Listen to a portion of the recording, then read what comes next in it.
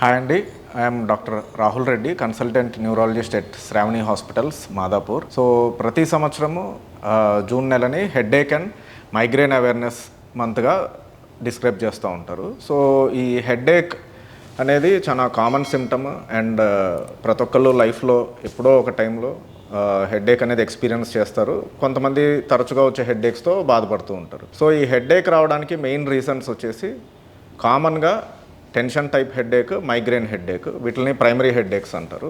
So ఇవి common reasons. ఇవి కాకుండా కొంతమందికి హెడ్ఏక్స్ బాడీలో ఎక్కడైనా ఇన్ఫెక్షన్ వల్ల, లేకపోతే తలలో ఇన్ఫెక్షన్ వల్ల, సైనస్ ప్రాబ్లం వల్ల, లేదంటే కొన్నిసార్లు బ్రెయిన్ ట్యూమర్స్ వల్ల, బ్రెయిన్లో బ్లడ్ క్లాట్ అవ్వడం వల్ల, హై బీపీ వల్ల, ఇట్లాంటి కారణాల వల్ల కూడా హెడ్ఏక్స్ వస్తుంటాయి. సో వీటిని సెకండరీ హెడ్ఏక్స్ అంటాము. సో ఈ హెడ్ఏక్స్ వచ్చినప్పుడు ఎప్పుడూ డాక్టర్ని కన్సల్ట్ అవ్వాలి.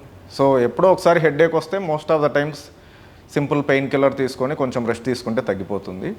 బట్ హెడ్ఏక్స్ ఎప్పుడన్నా ఫ్రీక్వెంట్గా వస్తున్నా, హెడ్ఏక్తో పాటు వామిటింగ్ సెన్సేషన్ వస్తున్నా, లేదంటే ఒక సైడ్ చేతుల్లో కాల్లో వీక్నెస్ వచ్చినా కానీ, సెన్సరీ సిమ్టమ్స్ ఏమన్నా తిమ్మిర్లు వచ్చినా, స్పర్శ తగ్గినట్టు అనిపించినా, విజన్ ఎప్పుడన్నా బ్లర్ అవుతున్నా కానీ, సో ఇట్లాంటి సందర్భాలు ఉన్నప్పుడు వెంటనే డాక్టర్ని కలిసి అది నెగ్లెక్ట్ చేయకుండా, సో అది మైగ్రేన్ వల్ల వచ్చే, టెన్షన్ వల్ల వచ్చే సింపుల్ హెడ్ఏక్సా, లేకపోతే వేరే కారణాల వల్ల ఉండేదా అనేది డయాగ్నోసిస్ చేసుకొని దానికి తగిన ట్రీట్మెంట్ తీసుకుంటే most of the times headaches అనేది కంట్రోల్ చేసుకోవచ్చు.